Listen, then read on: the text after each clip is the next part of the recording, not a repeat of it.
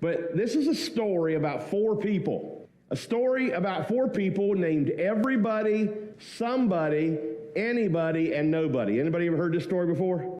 And everybody was sure that somebody would do it. Somebody got angry about that because it was everybody's job. It ended up that everybody blamed somebody when nobody did what anybody could have done. How many know that we all need each other? Everybody, somebody, anybody, and nobody. All right. Now, I want to just kind of talk about a guy that I know he's a big figure. I know he's a big character in the Bible. I know he's not what we would call an unsung hero of the Bible. Everybody knows who the Apostle Paul is, I would imagine. And if you don't, I'll tell you who he is. He's an apostle. He's a missionary. He's a great leader of the early church. And you're like, well, I'm not going to talk about Paul this morning, but I have to lay some groundwork so I can talk about who I want to talk about today.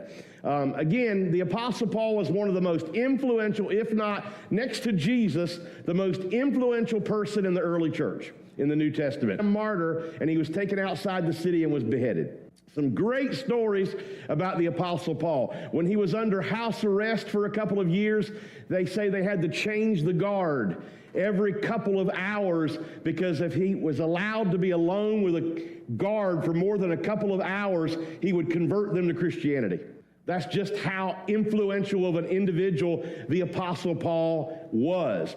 Great leader of the church. And so with that in mind, when you think about the Apostle Paul, when you read, Ephesians and Galatians, and, when you read most of the New Testament, I won't go through the whole list.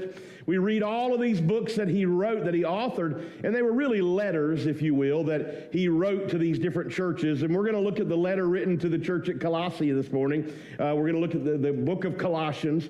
But when you read about Paul, you see about Paul, when you read about his great conversion on the road to Damascus, and he started out, his name was Saul, and he went about persecuting Christians for their faith, and then on the road to Damascus, he has this great experience where a bright light blinds him, and Jesus actually speaks to Saul and tells him, why are you working against me? And he becomes a great leader of the early church.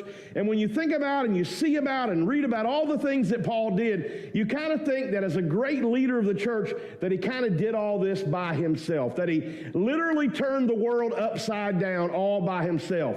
But here's what I want to tell you this morning, is that Paul did not do these things by himself. As a